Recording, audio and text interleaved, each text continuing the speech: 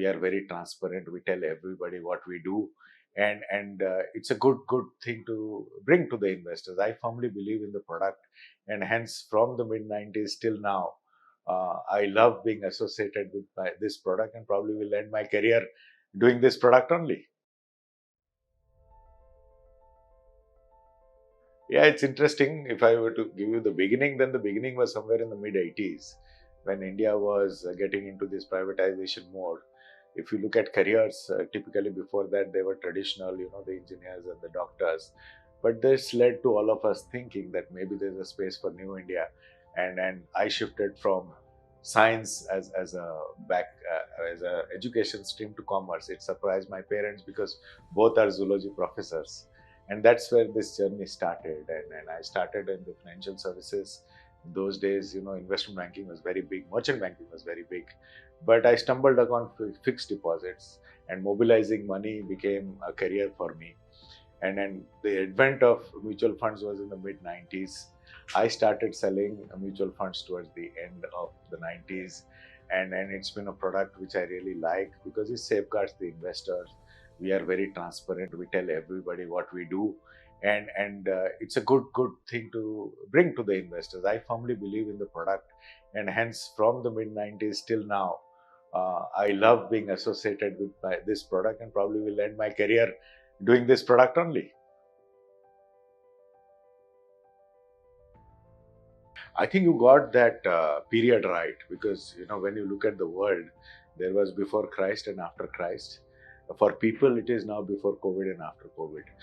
Let us look at our lives. We got 2 years shut down in our houses, thinking about life or scared for life, and that changed our mind. I feel. I mean, I look at the industry. The industry before that had some 2.3 crore folios. Just 1.5 years after COVID, we have added 1.7 crore folios. It just says that the need for investing is finally starting in India. And if there is need for investing, mutual funds is a very, what can I say, a product to graduate to and start understanding capital markets from here before one becomes a pedigreed investor to go into markets directly or probably take more riskier products at a pedigreed level. So for me, this is the starting point. I'm very happy to be in the industry at this point of time. You cannot dissociate the fact that if you look at the demography of India, 60% of world population under 30 is in this country, and this young population is educated. They are socially far superior to my generation, and thirdly, because of their knowledge, their risk-taking ability is very different to what me or my father had. So I firmly believe that they will take to our products far more than what used to be a very physical asset kind of a regime till now. So the growth of mutual funds today, though we have around 4 crore folios now, I think is a base. And what can happen exponentially in the next 4 or 5 years with the improvement knowledge of personal finance and the need to invest, I think we can only look at very different exponential numbers from here on in the next 5-10 years.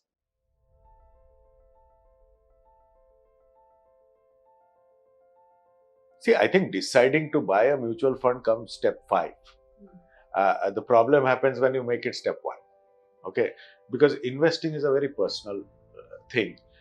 Your approach to life and my approach to life are two different approaches, and everybody's approach is right because everybody's life is their own.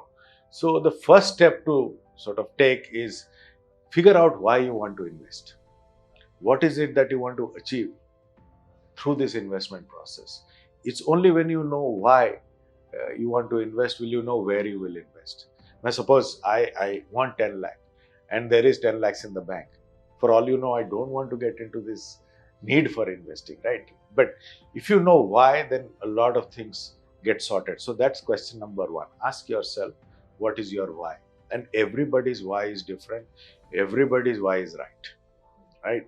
That after that comes this whole thing of assessing how much money you have and how much time you have for delivering that why. Sometimes once you don't assess that, you probably will not know how much money is needed, and hence you do not know what kind of risks you need to take for achieving that why, right? The third most important thing is your risk taking potential, and nobody is born with a risk taking potential. You graduate, and your life stages also change your risk taking potential. What I was at 25 changed when I married, further changed when my son was born, further changed when my son needed a lot of money for his higher education.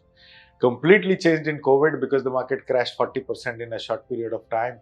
And now, when I look at my retirement, 7, 8, or 10 years later, my risk taking ability on not losing money is completely changed. So, that defines a big part of your investing journey. Once you put these 3, 4 things in place, comes this big thing of where you will put your money. And the step one to that is your asset allocation. From asset allocation comes which fund to buy. So there's a lot of homework to do before you come to which fund to buy. That is the most important part. I think the easiest thing is to pick up the fund, but you have to pick a fund which marries your goals. So finding your goal is more important than picking your scheme at this moment of time.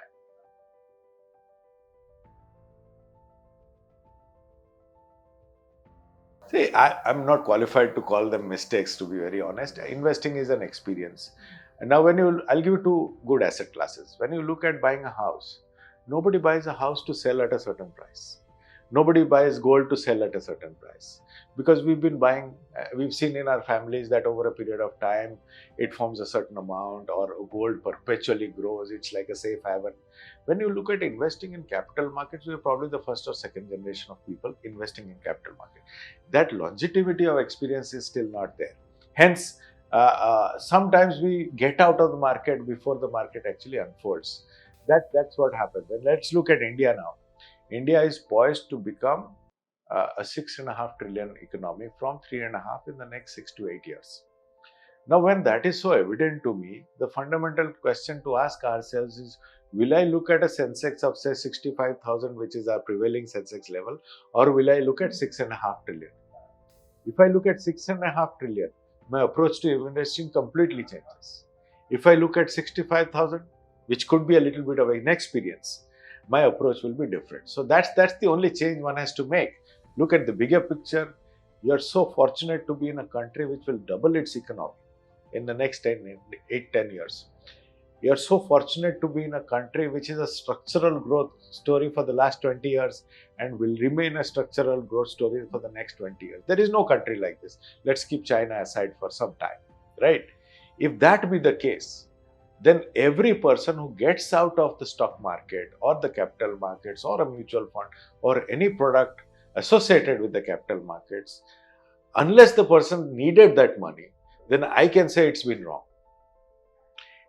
I always say, and I've been saying this for the last 10, 15 years, exit India at your own risk. So my only submission is, see the growth of the country, see the potential of the country. The best way to get this growth back to yourself is one of the best ways through the capital markets. And the person who sits in the capital market will enjoy this growth, right? So I won't call it a mistake, I will call it an experience, and it's learning also. Leaving the market comes with a huge risk. I mean, there is a risk to investing, there is a risk to not investing. The risk to not investing in India, no, or exiting India is very large.